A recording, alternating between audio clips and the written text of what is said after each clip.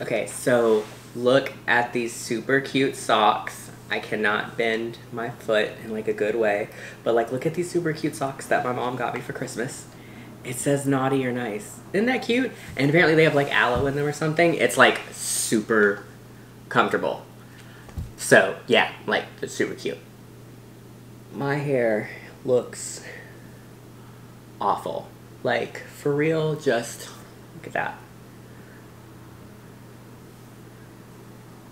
Like, I don't even know why I even try with this. Hold on. Okay. Got like a beanie, and it matches my socks, so yeah. By the way, I need to pay attention. I got an intro to do, Taylor. Do your intro. Sorry, my Adderall hasn't kicked in yet. What are you gonna do?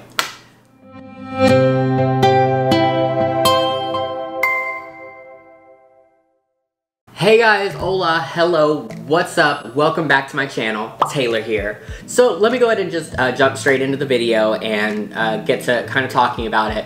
This video is going to be a little bit different than some of my other videos. It's going to be more just kind of like coping and how to sort of, you know, deal with things. As you saw from the title of the video, this video has to deal with, you know, traveling with anxiety. So as someone that has a good amount of social anxiety, it's something that I do routinely deal with. And it's something that I've kind of learned how to like cope with and learn, you know, good coping mechanisms and ways in which that allow me to travel while still being, you know, a pretty socially anxious person, especially considering that I travel a lot. So one of the main reasons, like I'd say top two, honestly, maybe even top one, that people don't travel is because they don't have other people to travel with. A lot of people always want to travel with someone else. They feel more comfortable that way. And there's nothing wrong with that. That's a safe thing to do, safety in numbers, and traveling with friends and family and stuff is always more fun. You know, so nobody necessarily wants to do things by themselves all the time. You know, I understand that. I get that. So one of the main reasons that people don't travel that much is simply because they just don't want to go by themselves. And I agree. I was there at a point, and eventually I kind of had to get over it because a lot of people, what ties into that is that they don't have people to go with. Either people can't afford to travel, people don't have time to travel together, they can't take off from work or school, they have a family. So you know, you end up not being able to go somewhere because someone else can't, and that is sort of like, you know, a huge kind of problem for you, and it really does kind of suck. So let me tell you like what I did. So I have social anxiety. I'm very comfortable by myself. I like being alone a lot. I'm very much a homebody. I don't necessarily like going out and everything. I know I have a travel Instagram, and if you've looked at my pictures, it looks like I'm like super fun and on top of the world. And if you watch my videos, I seem very bubbly and personable and everything. But I'm actually, you know, a homebody. I do love traveling. I do love seeing places, but I won't necessarily be there for too long just because I get uncomfortable really quickly. I, you know, get uncomfortable being around people and doing stuff, and it's just one of those things that I've always dealt with since I was a kid. I've learned to cope with it in various ways, from being, you know, a lot louder and more outgoing than I probably would myself normally be, and just kind of, but the biggest thing I had to do basically was stop paying attention to people, which is a lot easier said than done. I'm always aware of people. I'm just aware of where they are around me at all times. It's like this constant sort of thing. In my head, it's like an OCD thing. I'm just constantly aware of everyone and everything that's around me. And which is good. It's healthy to be aware of your surroundings, but it causes me to also, being aware of people, sometimes my brain doesn't differentiate between being aware and paying attention, and focusing on them. So sometimes I'll just focus in on them, and then it's like I worry about things that are going to happen, or maybe they're going to do something, or maybe I'm going to do something, or maybe, you know, like I just have all these random scenarios go through my head that cause anxiety and stress and everything, and it's just, it's annoying is what it is. But something that I had to learn that I didn't really get to learn until I was an adult, honestly, until actually a few years ago, was that most people don't care. Most people aren't paying attention to you. Most people don't care what you're doing. They're not out to like hurt you or anything else like that. Most people aren't paying attention to or don't care. Especially if you're, you know, on vacation somewhere. If you're at like a tourist destination, you're visiting another country or whatever the case is, a lot of the people there are on vacation and doing tourist stuff and doing the same thing you're doing. So they don't have time to focus on you. They don't have time to pay attention to you. They do not care. And I am very well aware that is easier said than done. I know 100%. But it is like one of the most crucial points of being able to travel by yourself is sort of, you know, stop worrying about what people are thinking. Stop worrying about people in general. It helps for me if I just focus on what it is that I came to do. If I came to see something, I constantly just think about that. I'm like, I'm gonna go see this mountain. I'm gonna go do this. I'm going to go, you know, see this person. Like, this is what I'm here to do. And I just kind of constantly think about it and talk about it to myself to the point of where it's like all that I'm thinking about. Nothing else, you know, I don't pay attention to people. Now, something I'm going to say that's gonna blow a lot of your minds is that a lot of you have already done things in your life that are as stressful or as scary as traveling alone. You know, like a lot of you have maybe gone to college that wasn't in the hometown you're from, or that maybe wasn't even in the same state you're from. So you already moved somewhere, you traveled somewhere in that aspect. A lot of you have moved out of maybe your parents' house, you've moved in with maybe a roommate, and you know, you don't know how people are like until you live with them. So that is a stressful and sort of anxious situation. You have no idea what the outcome is going to be of that. You have no idea what the outcome is going to be of school. Most of you have probably had a job at some point, which means you had to interact with people. That's uncomfortable, especially when you get your first job. That's that causes anxiety, that causes stress. A lot of these things, these first a lot of people might have moved to a new school at some point when you were a kid, or your parents moved, or whatever. You know, so a lot of you have already had experiences in life that actually kind of compare to traveling alone. And you would be surprised at how much those life experiences, those regular life experiences, have prepared you for doing things like traveling by yourself. Because like the thing is, until you do it, you don't know what's going to happen. And just initiating that and working towards that goal is always the most difficult thing, especially for, you know, people that have anxiety. It's very difficult. You have to, you know, work at something and constantly reassure yourself that everything's going to be okay. And a lot of people with anxiety, they tend to cling to other people. They tend to seek that outward reassurance and have other people telling them that it's okay, and see other people doing things that allow them to know that it's okay. I was like that for a very long time, and in some aspects I still am, but I had to learn how to seek that validation and reassurance for myself. Like, I had to learn to give myself the permission to be fun, have fun, be happy, go do these things that I want to do, stop relying on other people. And once you can do that, it's like very liberating and very freeing. One of the other big things that keep people from traveling, that causes a lot of anxiety and stress, is that especially as Americans, we're constantly bombarded with these images and stories and things of how dangerous other countries are and the rest of the world is, and how much people hate us and things like that. So it does make it very scary to travel as an American when that's what you've heard forever. And it's not until you start traveling and go to other countries that you realize that people don't care about Americans in the same way that the American news and other people would lead you to believe. They don't like hate all of us, and they don't think that all of us are just like stupid, or they don't want to like kill all of us or hurt all of us. You know, not every single tourist is going to get robbed or things like that. Yes, these are things that happen. They happen here in the States. They happen everywhere. You just have to be aware of your surroundings. But these stories of the second you land in somewhere in Asia, someone's going to pick you up for, you know, human trafficking, and the second you land over here in South America, you're gonna be like kidnapped by the cartel. Like that isn't necessarily real. Yes, those things do happen to people, but not necessarily, not everybody. I've traveled to a bunch of countries by myself and been completely fine, never had an issue.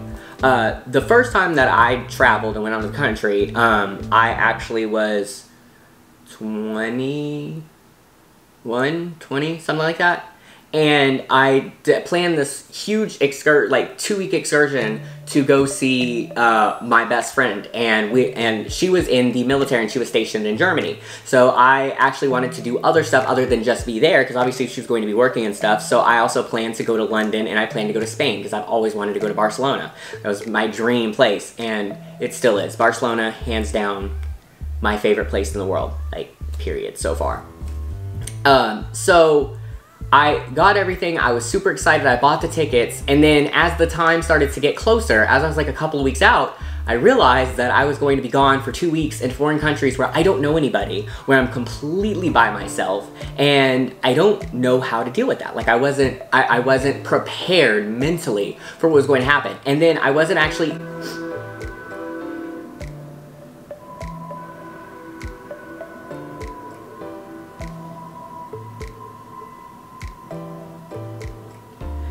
And I wasn't even going to go see her first, so it wasn't like I could have a friend, you know, sort of be there as my, like, initial welcoming to, like, a new country and things like that. Like, the first place that I went to was Spain.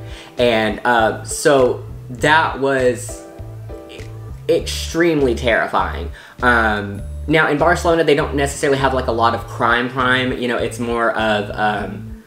pickpockets and things like that. So it wasn't like I necessarily had to look out for, you know, all these scary things to happen, or someone try to kidnap me as an American or things like that. And, you know, apparently I do look a little Spanish.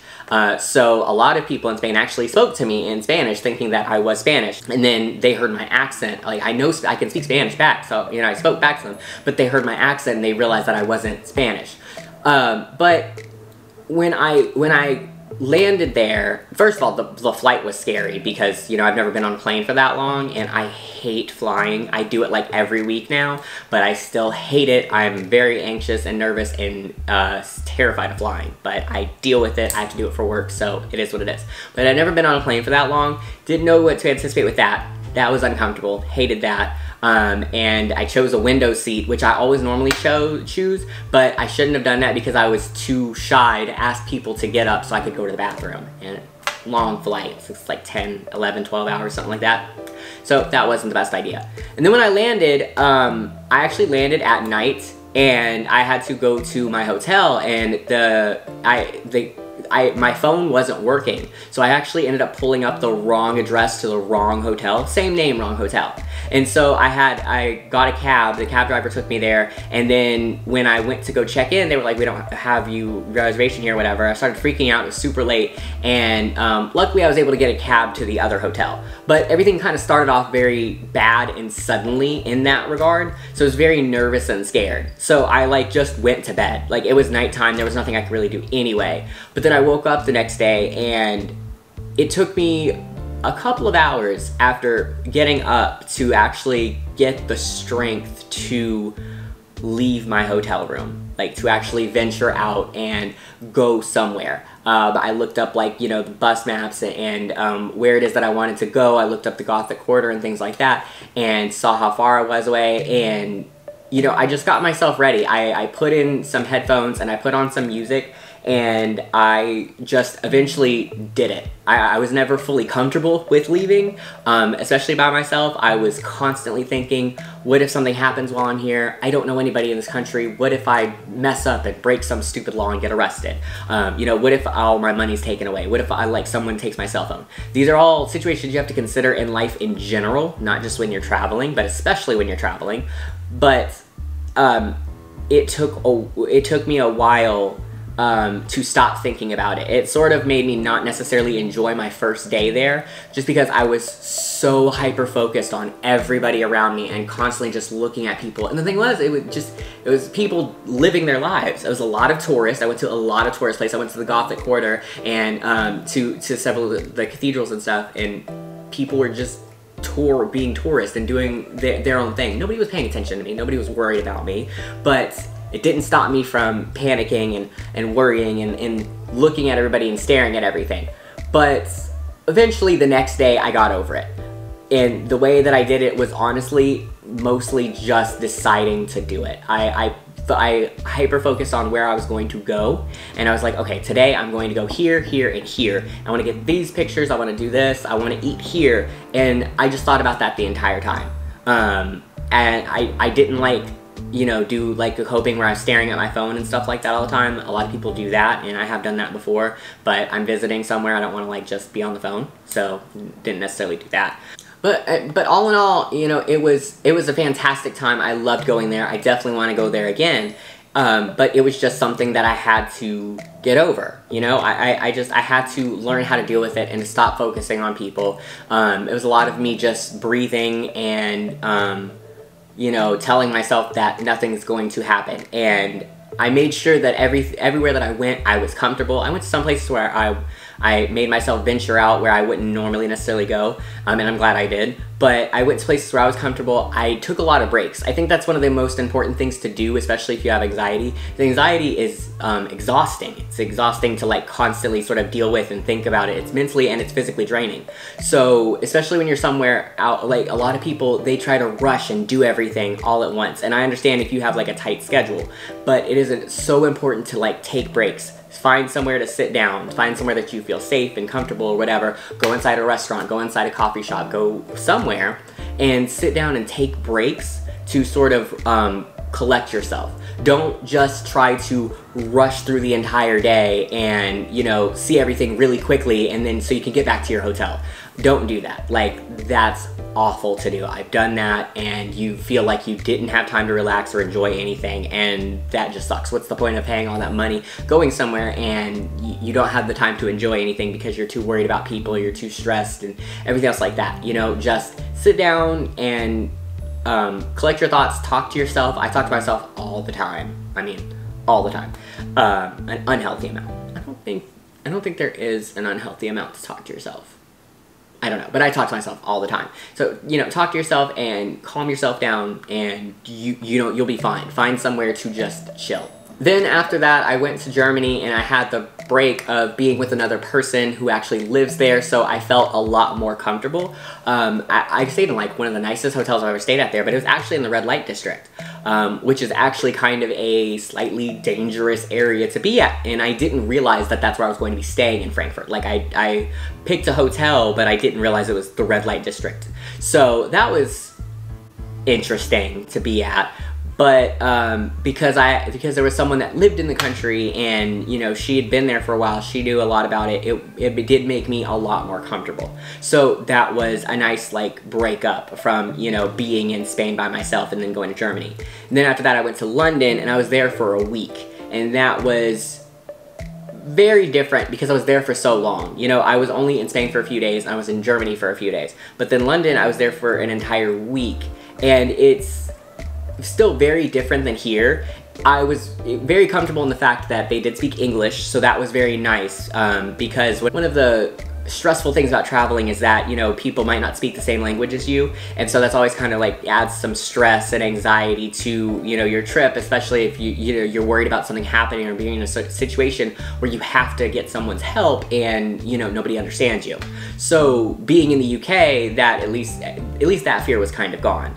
But people are still very different. It's still very different there. I didn't know anybody there. I don't necessarily know the laws there and things like that. So it was still, you know, it got to a point of where I had done so much in such a short time that I actually like just spent a day just like in my hotel, didn't leave at all, like ordered room service and just watched TV, which is fine. I was there for a week. You plan out your own vacation. If you're on vacation or something, don't feel obligated to ever do anything, you know, like don't sit there and feel like you must do everything in this one trip, even if you may never be able to make it back there again. Do what you can to enjoy your trip. Like, don't focus on trying to just do everything everybody else wants or everybody tells you to do or everything you see in magazines or whatever. Do what you want to do. It's your trip.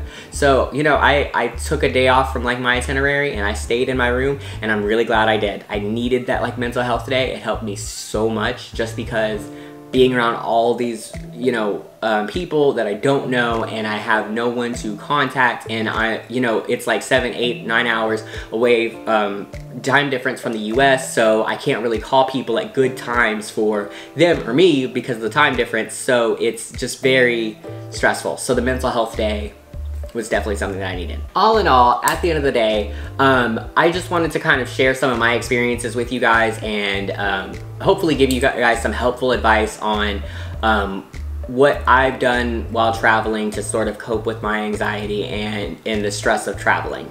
Really, honestly, at the end of the day, it's just about powering through it and just deciding that you're going to go do it. Traveling by yourself is extremely stressful and can make anybody anxious and can make anybody sort of fearful. But once you do it, you realize that it's not as bad as you thought it was going to be. And then eventually you get actually a lot more comfortable doing it, you know? Like, I love traveling by myself now. I do it all the time. Yes, it's sometimes nice to bring someone along and be with friends and family, but I travel by myself a lot.